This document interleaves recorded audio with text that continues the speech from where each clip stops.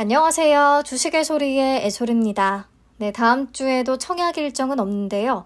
월요일부터 두 종목 상장으로 출발합니다. 대성하이텍과 소카가 동시에 상장을 하죠. 대성하이텍부터 상장의 체크포인트를 살펴보겠습니다. 공모가는 9,000원이었고요. 신한금융투자에서 청약이 진행됐으니까 확인해 주시면 되겠습니다.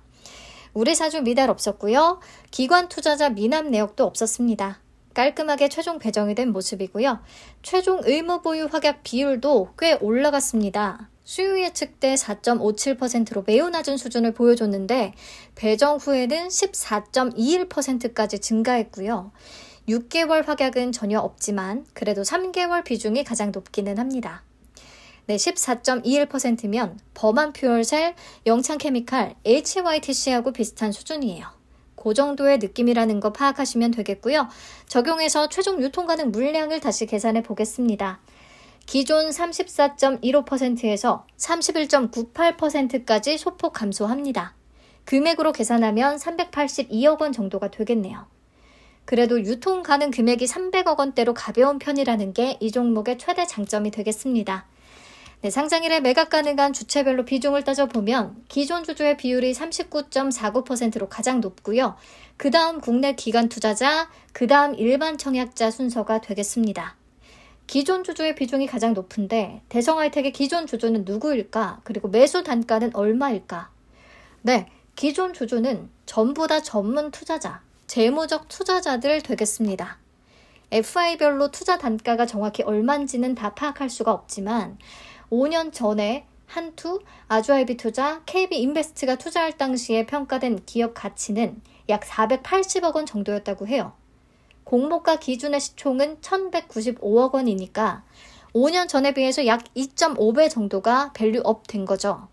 그리고 기사를 참고하면 FI들의 투자 단가가 대부분 4,600원과 6,333원이라고 해요. 공모가는 9,000원이니까 상장일에 주가가 공모가 정도만 유지가 된다고 해도 꽤 수익 구간에 접어들 수 있다는 계산이 나옵니다. 그래서 어느 정도는 FI들의 엑시트, 수익 실현할 가능성이 좀 높다고 보고 있어요. 네, 여기까지 한번 정리를 하고 가면 최종 의무보유 확약 비율은 14.21%로 좀 낮은 편에 속하고 유통 가능 물량은 31.98%, 기존 주주 비율 12.63%가 존재하는데 기존 주주들은 전부 다 공모가보다 낮은 가격에 투자한 벤처 캐피털이다. 그래서 엑시트할 가능성이 좀 높기는 하다. 그래도 유통 가능 금액이 300억 원대라는 것이 꼭 상장일 당일이 아니더라도 상장 이후에 주가를 올리는데 유리하게 작용을 할 수 있다고 생각이 된다. 요 정도 정리를 하시면 되겠습니다. 자, 우선 유통시총이 300억 원대였던 최근 공모주들을 한번 뽑아봤는데요. 쭉 보시면 수요 예측 결과가 좋았던 종목도 있고 아닌 종목도 있습니다. 근데 중요한 건 수요 예측 결과가 안 좋은 종목들도 상장일에 수익 구간을 줬다는 부분이고요. 특히 이 중에서 최종 확약 비율까지도 높았던 종목들은 성과가 매우 좋았습니다. 대성하이텍은 의무보유 확약 비율이 높지 않기 때문에 기대치는 당연히 낮춰야겠고요. 과거 사례를 참고해서 봤을 때 그래도 상장일에 수익 구간을 줄 확률이 더 높다는 생각은 듭니다. 네, 대성하이텍의 수요 예측 결과는 나쁘진 않았으니까요. 이 중에서 조건이 가장 비슷한 친구는 코난 테크놀로지가 되겠는데요. 이 코난 테크놀로지는 상장 전에 제가 이론적인 주가를 계산해 봤을 때 공모가 대비해서 약 20% 정도 플러스인 수준으로 계산이 됐었어요. 그런데 상장일에 보면 고가 기준으로 45%를 기록했고 종가 기준으로는 22%를 찍으면서 마감을 했었죠. 그래서 미리 계산해본 주가 대비 약간의 펌핑이 나와줬던 모습인데요. 그렇다면 대성하이텍의 이론적인 주가는 얼마로 계산이 될까요?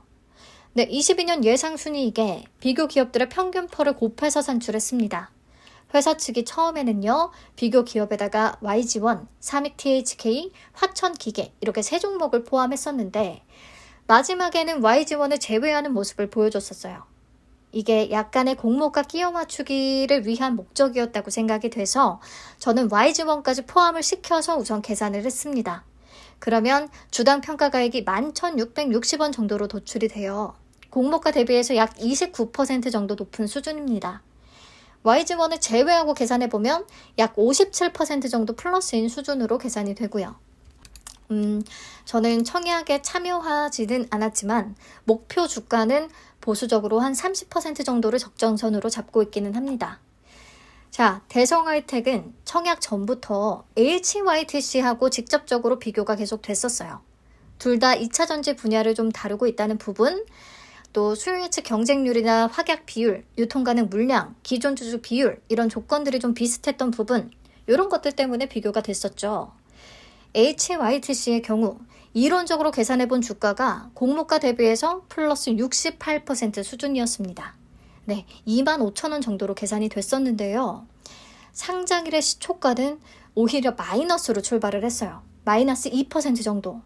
다행히 장시작 후에 바로 올라줘서 고가 기준으로 또 14% 수익률을 기록하기는 했지만 이것도 사실 매우 부진한 결과인 거죠. 그런데 시간이 흘러서 상장 5일 차에 우리가 이론적으로 계산해본 주가였던 25,000원 부근까지는 조금 못 미치기는 하지만 24,000원대까지 급 올라주는 모습을 보이더라고요. 뭔가 상장일에 유통 가능한 물량은 대부분 유통이 다 되고 나오고 그 뒤에 다시 한번 제대로 올린 느낌이 들었습니다. 이런 것들을 참고해서 봤을 때 대성하이텍도 상장일의 주가는 생각보다 부진할 가능성이 좀 있을 것 같아요. 이유는 기본적으로 공모주 상장일의 매수세가 잘 안 붙고요.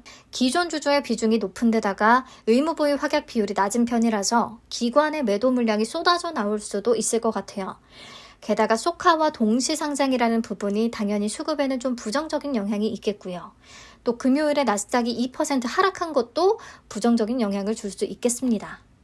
그래서 상장일의 주가가 생각보다 좀 부진하다면 왠지 상장일 이후에 좀 이론적으로 계산해본 주가 수준까지는 올라가지 않을까, 그럴 가능성이 있지 않을까라는 생각이 들었습니다.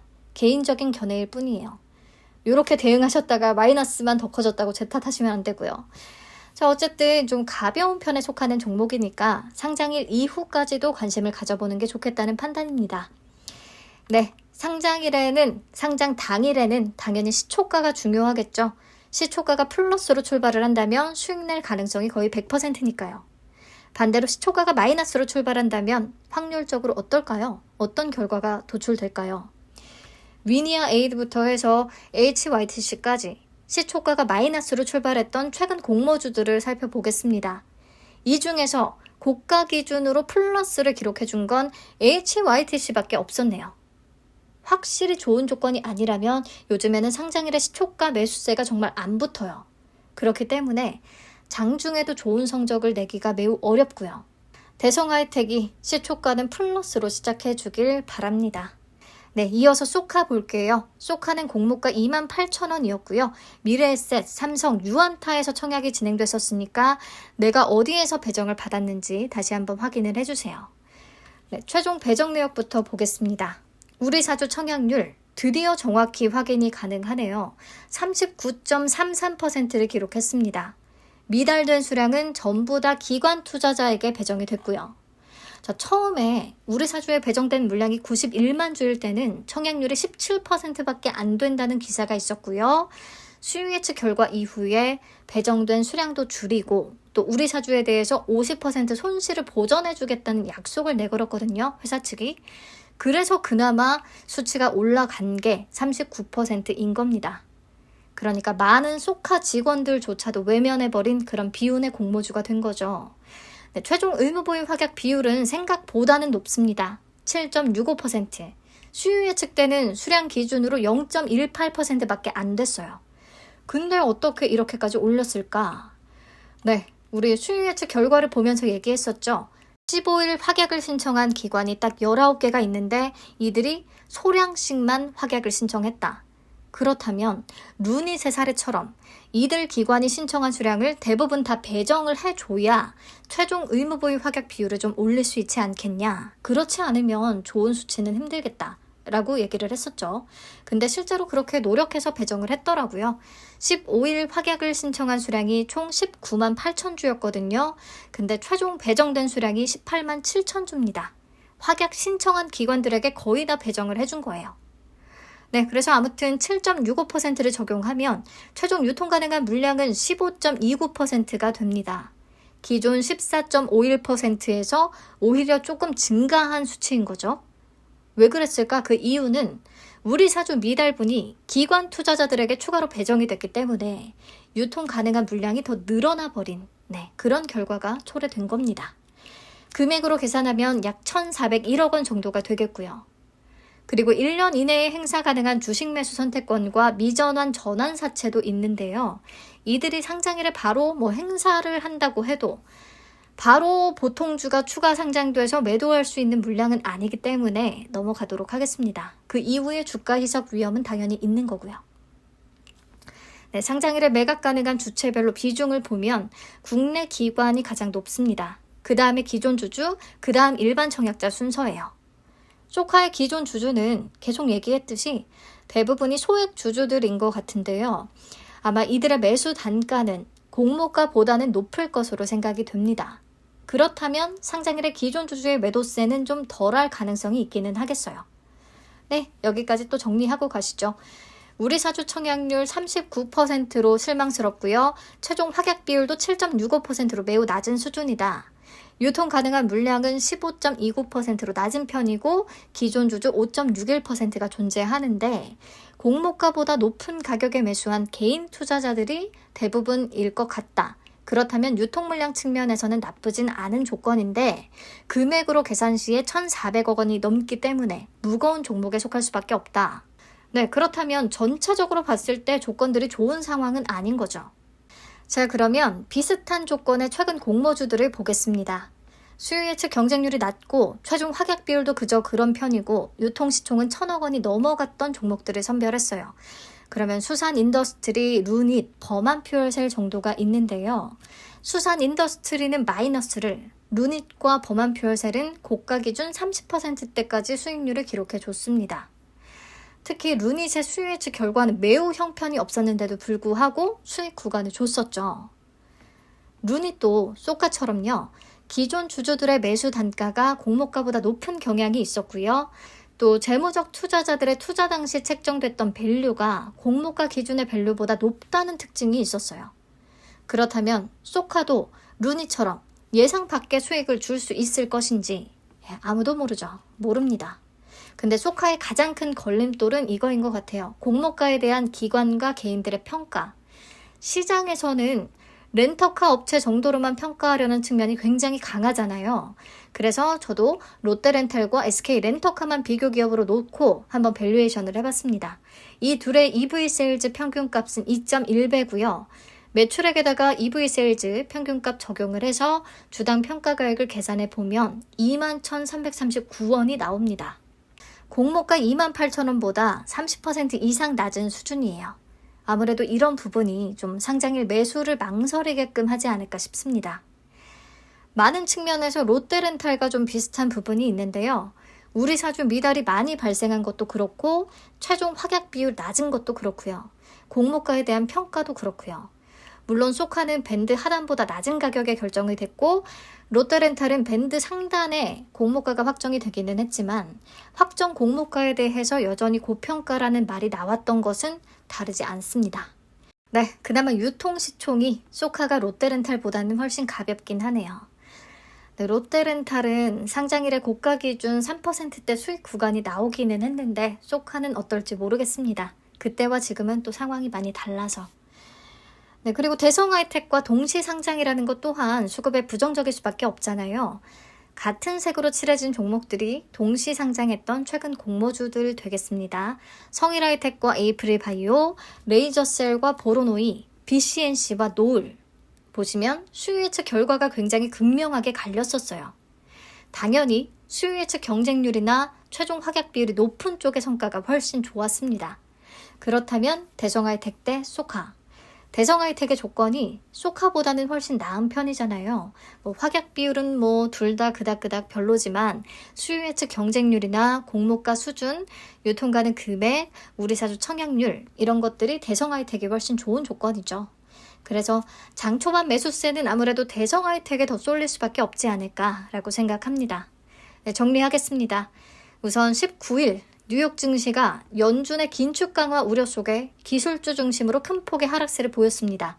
그렇기 때문에 22일 국내 증시 분위기도 기본적으로 안 좋을 가능성이 있어요. 이런 어려운 상황 속에 증시에 입성을 하게 되는 두 종목인데 과거 사례와 여러 조건들을 참고해서 봤을 때 소카보다는 대성하이텍의 성과가 나을 확률이 높아 보입니다. 하지만 상장일의 주가 흐름은 누구도 예측할 수 없고요. 개인적으로 소카는 2만원 밑으로 떨어진다면 한번 접근을 해볼까 싶기는 합니다. 소카가 시리즈 투자를 받을 때 2단계에서 SG 프라이빗 에쿼티와 송현 인베스트먼트로부터 투자금을 유치했는데 이때 평가된 기업 가치가 1조 원이었다고 해요. 그렇다면 이들의 엑시트를 위해서 상장 후의 밸류를 1조 원 이상으로 관리할 가능성은 있다고 봅니다. 그게 어떤 시점이 될지는 모르지만. 그래서 저는 앞에서 보수적으로 이론적 주가를 계산해 봤을 때 2만 1,000원 정도로 계산을 했기 때문에 2만 원 밑까지 떨어진다면 그때 관심을 가져볼 생각이고요. 소카보다 뭐 더 좋은 종목이 있다면 당연히 그걸 사는 게 낫다는 판단입니다. 네, 주저리 얘기가 좀 길어졌네요. 마치겠습니다. 남은 주말 잘 마무리하시고요. 청약에 참여한 분들은 월요일에 모두 좋은 성과 내시길 바랍니다. 네, 감사합니다.